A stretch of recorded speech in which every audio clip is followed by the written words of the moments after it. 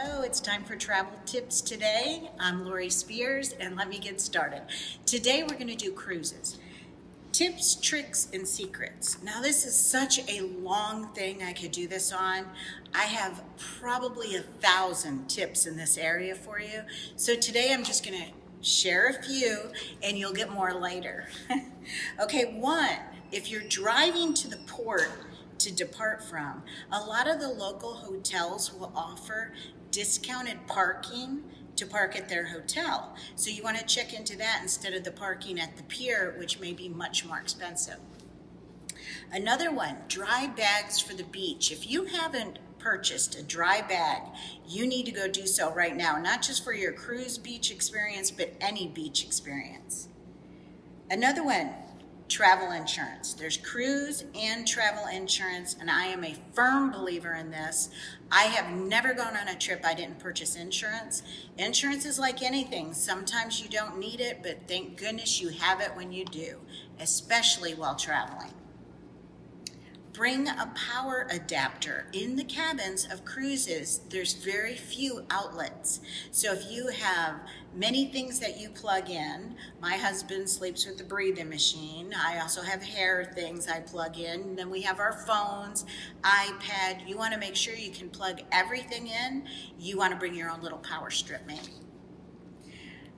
Let's talk about alcohol, okay? There are packages on board to purchase, or you're allowed to bring. Most cruise lines are the same. You have to check each cruise line for their restriction because they have their own rules. Usually it's about 1 bottle is allowed a person. Anything else they're going to take from you.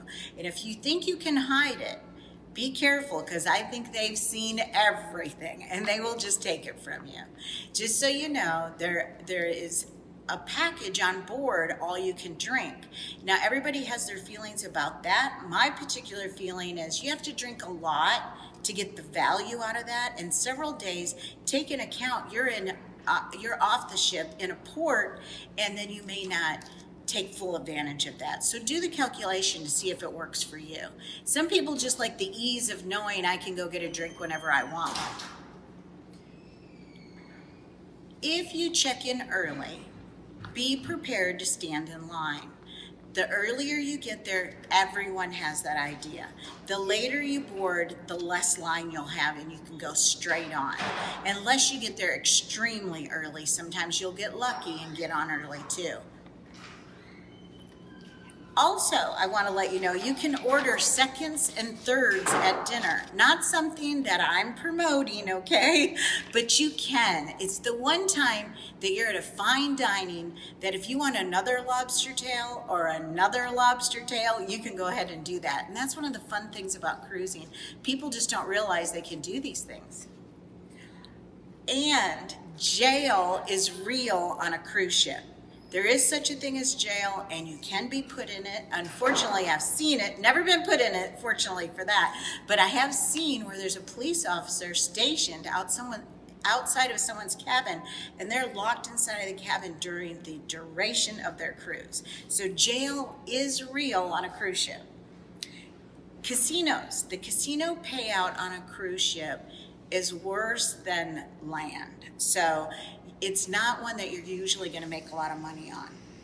Also, cruise security is a lot different than the airport security. You don't have to remove your shoes and belt, and it's a lot quicker to go through. Gift shops. Wait for the gift shops to put on a deal. One of my favorite things about cruising is shopping.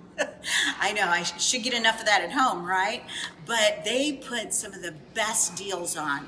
Jewelry, I've purchased something almost every ship I've been on, and wait for them to have a sale. Watch for the sales in your daily bulletin, and that's the day you want to go shopping in the gift shops. Also, if you do have any motion sickness, they do offer free motion sickness pills on all cruise ships. So that is free charge if you have that problem. Another tip, don't wait till the last minute to make reservations for the spa or specialty dining. That's something I would do ahead of time. If you can, when you check in, you do your online check-in, I would try to book those at that time. And definitely visit those specialty dining restaurants and the spa. And remember, on a cruise ship, there's always a camera watching you wherever you are. Just good to know. Gold and silver that they sell by the inch on the cruise ship, just so you know, because I've been caught up in this lots of times, is plated. It's not real. It's gonna turn. Ask your steward anything. I want my beds together. I need this, I need that. A lot of people ask for an egg foam padding on their bed. They can even supply those types of things. So don't forget that steward is there for you. Breakfast and lunch is also served in the dining room. People forget this. They know there's a buffet that they often see people go to up on the sun deck area for breakfast and lunch. But if you want a more intimate, quiet setting, they have certain hours, so you need to check what those hours are. But it's where I always go take breakfast. You'll have a little bit more personalized attention there. And the drink of the day on a cruise ship is not the deal of the day. It's just the drink of the day. And if you ask for it outside of the specialty glass, it's going to be less expensive.